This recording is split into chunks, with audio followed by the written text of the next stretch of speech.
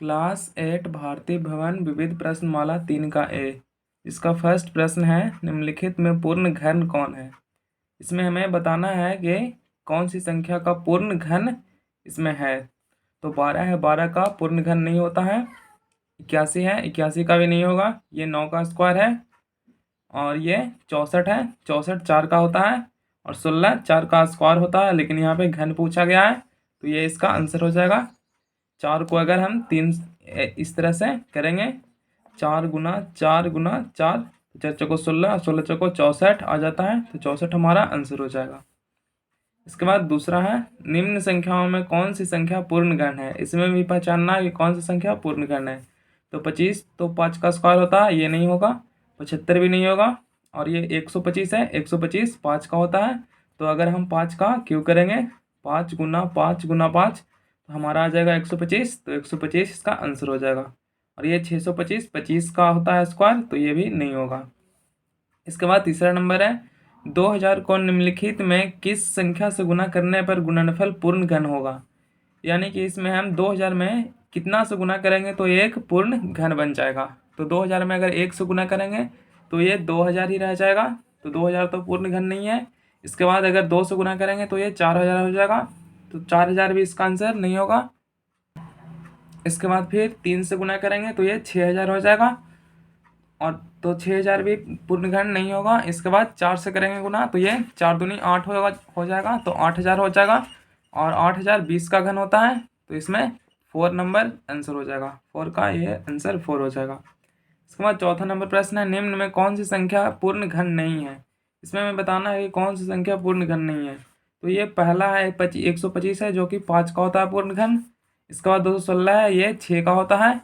और इसके बाद 64 है, जो कि 4 का होता है। और ये 108 है, जो कि किसी का नहीं होता है, तो इसका 4 आंसर हो जाएगा। पांचवा नंबर प्रश्न है, 4000 को निम्नलिखित में किस संख्या से भाग देने पर भागफल पूर्ण घन होगा। यानी कि 4000 में किससे किससे हम भाग देंगे तो ये पूर्ण घन बन जाएगा। तो 4000 में अगर हम 2 से भाग देते हैं तो ये 2000 आ जाता है। तो 2000 तो पूर्ण घन नहीं होता है, जैसे कि यहाँ पे भी दिया गया था 2000। इसके बाद फिर अगर हम 4 से भाग देते हैं तो ये आ जाएगा 1000, जो कि 10 का होता है घन। 10 दहा 100, और 100 में फिर 10 से गुना करेंगे तो 1000। यानी कि यहाँ पे 4 इसका आंसर हो जाएगा। इसके बाद छठा नंबर है, निम्नलिखित रिक्त स्थानों की पूर्ति कीजिए जिससे कथन सत्य हो जाए। इसका पहला है 1000 बराबर यहाँ पे कितना होगा। तो यहाँ पे 10 का अगर क्यूब करेंगे तो ये 1000 आ जाता है, तो यहाँ पे 10 हो जाएगा। इसके बाद फिर है 5 का क्यूब, तो 5 का क्यूब होता है 125। 5 का स्क्वायर होता है 25, 25 में फिर 5 से गुना करेंगे तो ये 125 आ जाएगा। इसके बाद ये है 1 + 2 + 3 का क्यूब है, और यहाँ पे 6, ये तीनों को जोड़ेंगे तो 3 2 5 1 6, और 6 का क्यूब होता है, तो यहाँ पे भी 6 का क्यूब होगा। यहाँ पे 3 बना जाएगा, ये 3 है।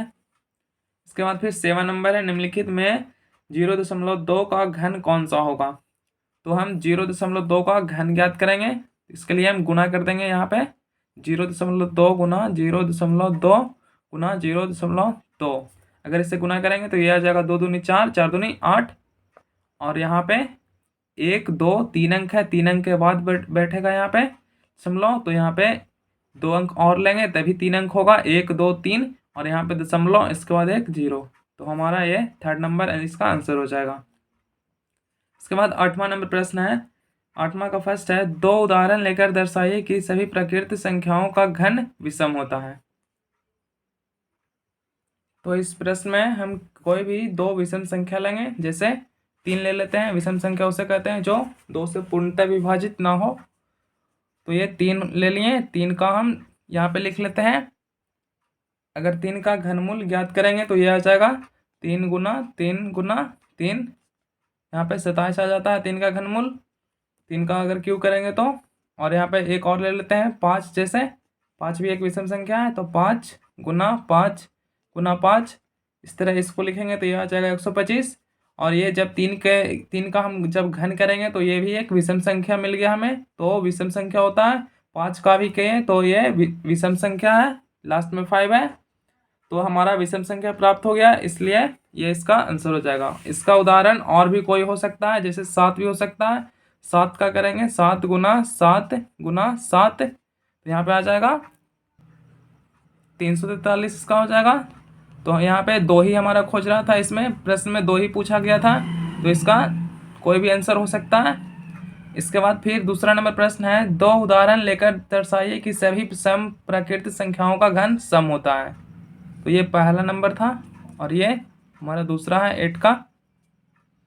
तो इसमें हमें सम संख्या लेना है, तो जैसे सम संख्या ले लेते हैं 4।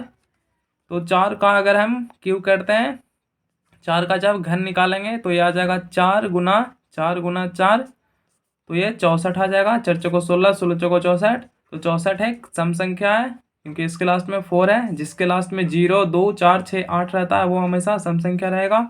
इसके बाद ले लेते हैं 6। 6 का अगर क्यों करेंगे तो यह आ जाएगा 6 गुना 6, ये हमारा आ जाएगा 216, जो कि एक सम संख्या है। तो इस तरह से आंसर हो जाएगा। इसके बाद 9वां नंबर प्रश्न है, निम्नलिखित संख्याओं के घन लिखिए। इसमें हमें घन लिखने के लिए कहा है, तो इसका हो जाएगा 7 है फर्स्ट में, तो 7 का हो जाएगा। 7 का क्यों करेंगे तो ये हमारा आ जाएगा 7 गुना 7, ये हो जाएगा 343। इसके बाद दूसरा नंबर है, इसमें 9 है, फिर तीसरा है 12।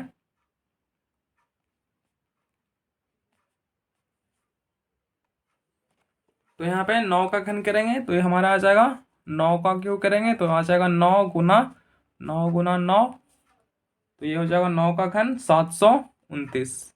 इसके बाद 12 का करेंगे तो ये हमारा आ जाएगा 12 गुना 12, ये आ जाएगा यहाँ पे 1728, 1728।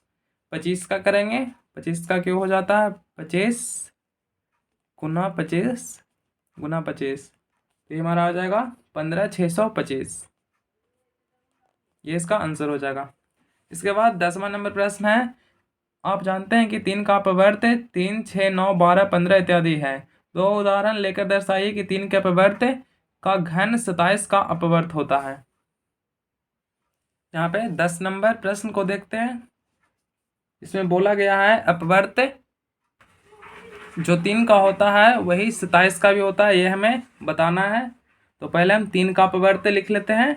यहाँ पे 3 का पहले घन लिखेंगे, 3 का घन होता है 27, और यहाँ पे इसका 3 का अपवर्त का भी घन लिखेंगे। तो यहाँ पे 3 के बाद 6 का होता है, यहाँ पे इसका हो जाएगा 216। इसके बाद यहाँ पे पूरा पहले अपवर्त को लिख लेंगे, 3, 6, 9, 12, 15, यहाँ तक लिख लेते हैं। इसका हो जाएगा 9 का घन, सभी का पहले घन लिख लेंगे, इसके बाद आगे हल करेंगे। यहाँ पे 9 का हो जाता है यहाँ पे 729। इसके बाद 12 का घन लिखेंगे, ये आ जाएगा 1728, यहाँ पे घन हो जाएगा। और 15 का घन होता है, 15 का घन यहाँ पे हो जाएगा 3375। तो इसे हम भाग देंगे जब 27 से सब में,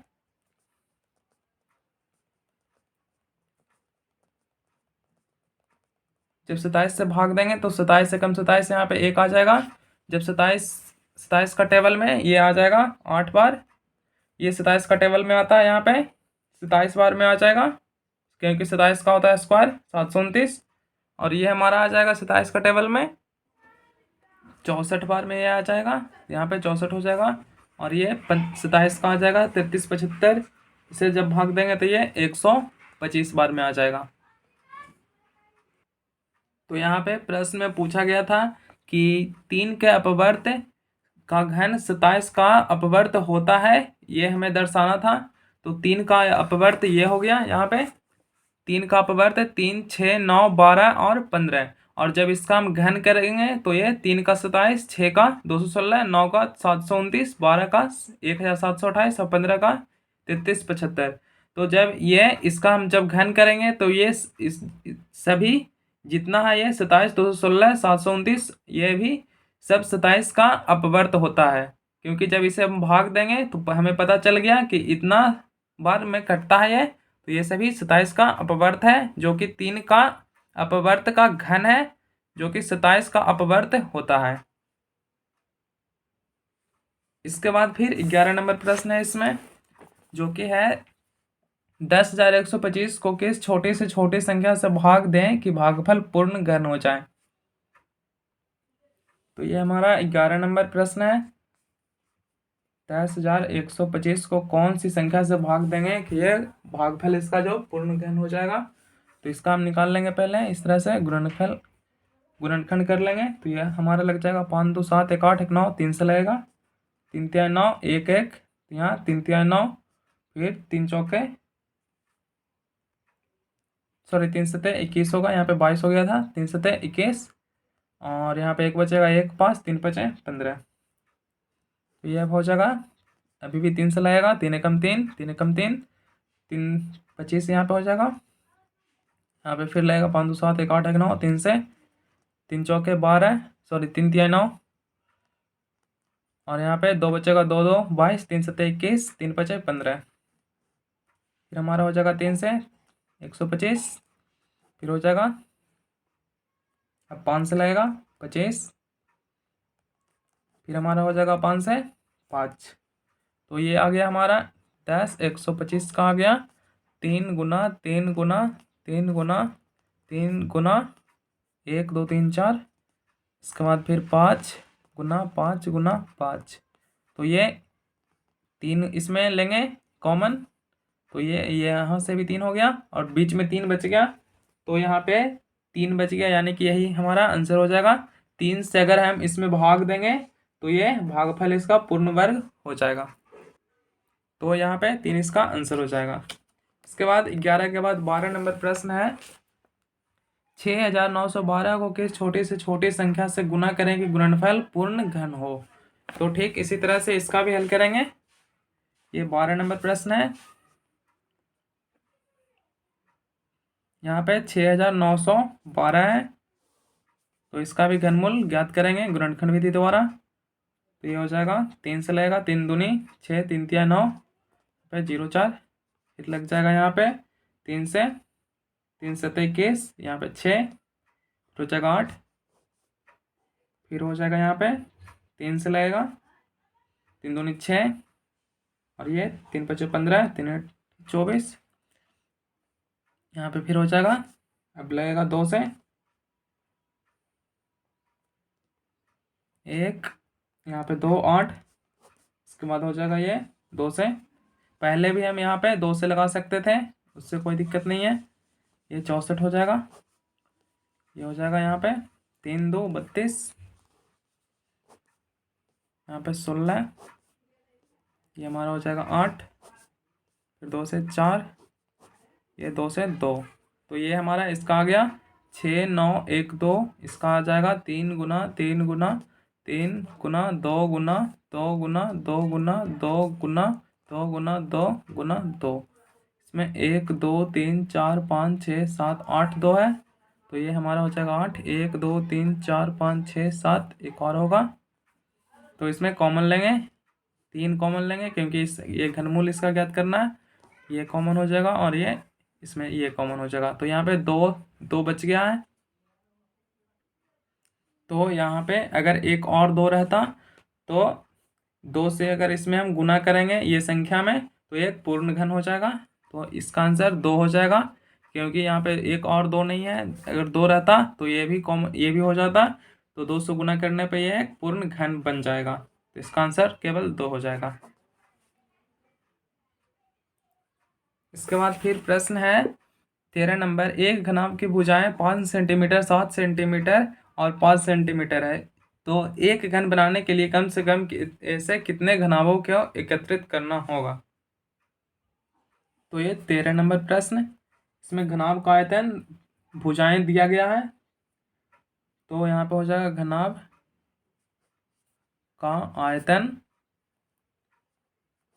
इसमें दिया गया है प्रश्न में 5 गुना 7 गुना 5 सेंटीमीटर क्यूब, और हमें घनाभ बनाने के लिए इसमें अगर ये 2 5 है, एक और 5 रहता यानी कि 3 रहता तो ये इसका निकल जाता, और यहाँ पे 7 एक ही है, यहाँ पे 2 7 और रहना चाहिए था, तो यहाँ पे हो जाएगा, लिख लेते हैं, एक घन बनाने के लिए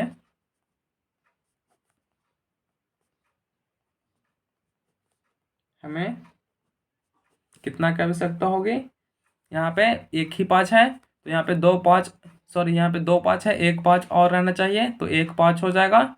और यहाँ पे 1 7 है, यहाँ पे है तो 2 और 7 होगा, तभी यहाँ पे एक घन बन सकता है। तो हम 5 × 7 × 7 यानी कि इसको गुना करेंगे तो 5 × 7 = 35, 35 से यहाँ पे 245 हो जाएगा। 245 घनों की घनाभों हो जाएगा, घनाभों की आवश्यकता होगी।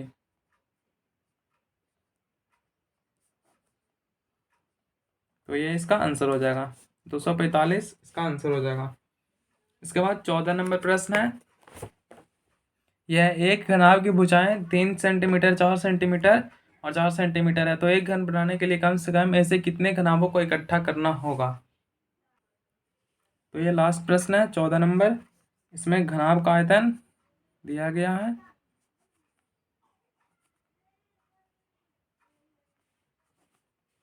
इसमें दिया गया है 3 × 4 × 4, और इसमें एक घनाभ बनाने के लिए और कितने चाहिए? तो इसमें कितना चाहिए? इसमें 4 2 है तो एक और चाहिए, और 3 1 है तो 3 2 और 3 चाहिए। तो इसमें लिख लेते हैं, एक घन बनाने के लिए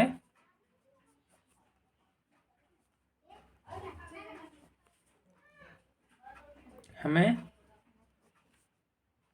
इसमें तीन एक ही ठो है, एक ही है 3, तो यहाँ पे 3 × 3 हो जाएगा, और यहाँ पे हो जाएगा 4 है तो 4 एक और 4 हो जाएगा, तो इतना से गुना करेंगे तो 4 × 12, 12 × 36, यानी 36 घनाभों की आवश्यकता होगी। 36 घनाभों की